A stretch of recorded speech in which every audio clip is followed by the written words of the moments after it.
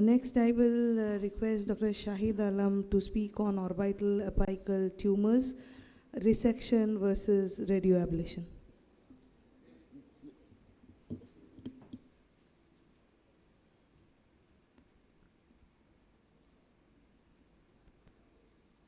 Good morning, everyone. So, thanks, Anusuya, for this opportunity and making me a part of this instruction course. So, orbital apical tumors are a real challenge owing to the complex anatomy of the orbital apex. So, as we all know that orbital apex is a closed, crowded space, and when we see the orbit, it narrows down at the apex, and then we have some important vital structures, some vascular bundles, and nerves going down from there. So any space occupying lesion which occurs in around the orbital apex is a real challenge both for the diagnosis and management. Because if you want a tissue diagnosis, you have to go and intervene in that area. Even if you want to remove it completely, so that's a challenge. So tackling the space occupying lesions in this area is very difficult, and the management still remains debatable. It's controversial, if you speak to a neurosurgeons, so they would prefer going to that area, taking a biopsy or removing it completely, but the approach is it's quite complex, time taking, and sometimes not very cosmetic. And we as an oculoplastic surgeon, so when we encounter such tumors, we are in a real dilemma what to do about these kinds of lesions. So there are spectrum of tumors which can occur in this area. There can be cavernous hemangioma, schwannoma, neurofibroma, meningioma, glioma, lymphomas, and metastasis. So of course, when we see such a lesion in this area, so we have to rely a lot on our radiologist, who depending upon his experience gives us a working diagnosis of the mass. And like in most of the cases, if you are sure that it's not a malignancy, it's mostly a benign mass, and it is causing neural compromise there, causing diminution of vision, then we have to take a call in those patients whether to go and intervene or to rely upon radiotherapy or radioablation. So I'll just go through few cases and share my experience in these kind of tumors. So surgical approach to the apex, as I already told, if the mass is at the apex but lateral to the optic nerve, you can go and remove the bone and try to access that area. But if it is medial to the optic nerve, that is become much more challenging, because then you have no other option but to rely upon the endoscopic approach. So these are the challenges, because visualization is quite poor. We don't have much of a maneuvering space. If something starts bleeding there, you can't reach there to cauterize the bleeders, and there is always an impending this thing for damage to nerves and the ciliary ganglion. So this is a case where you see a mass lesion in the orbital apex compressing the optic nerve here, and as you can see, it's there is a tail going on much beyond the orbital apex, and from these imaging features, it appears to be a orbital schwannoma. This is the disc picture of the patient. Vision is counting finger at 1 meter. So now what to do in such kind of a patient, whether to go and remove it or you go and give radiotherapy. So we don't know whether schwannomas, or for that matter cavernous hemangiomas, they are radiosensitive or not, how much they will shrink. We don't have much of an experience, and we don't have much of a literature on it. So because seeing the size of the tumor and it being in the lateral compartment, so this is a VEP picture. As you can see, the VEP is quite diminished in that area. So we went ahead and did a debulking, but the vision did improve much.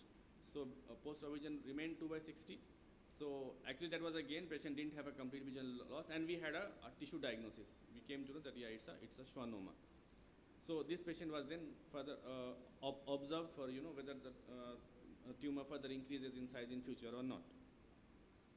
This is another case which I had operated recently. So this patient was referred to me, and like most of the oculoplastic surgeons, they had already counseled the patient. There are high chances of vision loss, but the parents were insistent to get it removed, mostly because of the cosmesis, because the patient had an exophthalmos and squint associated with, and they wanted a tissue diagnosis for this mass. Vision was counting finger, there was gross RAPD. So I did a lateral orbitotomy, reached the area, and to my surprise, it turned out to be a dermoid cyst. It was a dermoid cyst sitting in the orbital apex area. So we were able to remove it, but we could not salvage vision. Post-vision patient underwent, patient completely lost his vision. He had initial vision was counting finger, and he ended up with no perception of light. So that's the impending damage of doing a surgery in this area. Now this is another patient. You see, there's a small lesion in the orbital apex, but then this has nicely compressed the optic nerve there, and you can see how the disc has become pale, and the vision is finger counting at 1 meter. So you cannot really go in this area and try to remove or debulk this mass. It's such a small mass sitting there. So we went ahead and gave radiotherapy to this patient. Our working diagnosis was cavernous hemangioma in this case, 40 gray in 20 fractions, and to our surprise, vision improved to 6, 9, and 6. And though there was not drastic improvement in the fields, but vision improved quite nicely from finger counting at 1 meter to 6, 9, and 6. And these are the post radiation disc pictures of the patient. And as you can see, there is improvement in the pre and post VEP also. And when you compare the size of the tumor, so whenever we give radiotherapy, so we don't see like there is a drastic change in the size of the mass. The radiologist who measures the mass, they will generally say that there is 30% or 20 to 40% reduction in the size of the tumor. But that reduction in size is sufficient enough to cause an optic nerve decompression, and in many cases regain the vision. This is another case. It's again a very small lesion sitting in the orbital apex. Vision was 636. So in this patient, we did a lateral orbitotomy, and vision didn't improve much. Vision more or less remained the same in this patient. So another case where the patient presented with mass, and the vision was counting finger N6, RAPD was present. This is 10-2 field of the patient, and this is the mass sitting here. You see.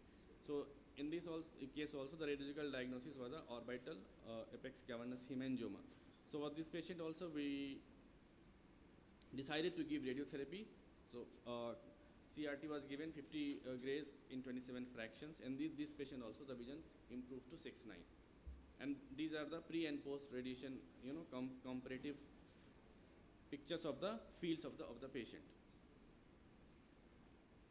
And in this case, you can see that the tumor has shrunk almost 30% here. This is the pre-RT, and this is the post-RT imaging of the patient. So this is our data of our a small study which did at our center of 12 patients, and we did notice there was an improvement in the vision. Of course, we haven't compared like what was was there any difference in the patients who underwent surgery and the patients who took radiotherapy. But in the cases which I have described just now, we came to see that the patient who underwent surgery had a higher chances of losing vision or diminution of vision as compared to patients who had received radiotherapy. So orbital apex lesion, be it a cavernous hemangioma or a schwannoma or any other lesion. So this is a paper which says that beware of the pair. So an apple-sized lesion, so it's less likely to cause optic nerve compression as compared to a pear-sized lesion, which really goes into the orbital apex and snugly fits in there and causes a nice compression over the optic nerve. And this is another paper, the Mastardi lecture, which speaks about the post-operative visual loss in patients undergoing orbitotomy, a case series of 14 patients who have described different mechanisms by which a patient loses vision. So like most of us, like very commonly say that these patients have a high chances of undergoing central retinal artery occlusion. But actually what happens in most of these patients, they lose vision because of posterior ischemic optic neuropathy, the circulatory compromise which happens because of the inflammatory mediators that get released, and the post-operative vasospasm. So the PION is the most common culprit as compared to CRAO, which is commonly believed. And this is another patient of a series of orbital cavernous hemangiomas, where the authors have said that if the mass is just causing an exophthalmos without causing a visual compromise, those set of patients can be just observed instead of undergoing any intervention. So this is another paper on three-dimensional reconstruction using endoscopic intraorbital tumor resection. I don't have much experience on this technique. Yeah, of course we have done endoscopic decompression for tumors sitting at the orbital apex and lying medial to the optic nerve. But in these cases also, in many of the times you will need help of an ENT colleague. So this is another paper where, as I told, where the authors have mentioned that PION is the most common culprit of the postoperative visual loss in this set of patients. This is another interesting case report of an orbital cavernous hemangioma which was managed by oral propranolol. So as we all know, propranolol is nowadays the treatment of choice for capillary hemangiomas.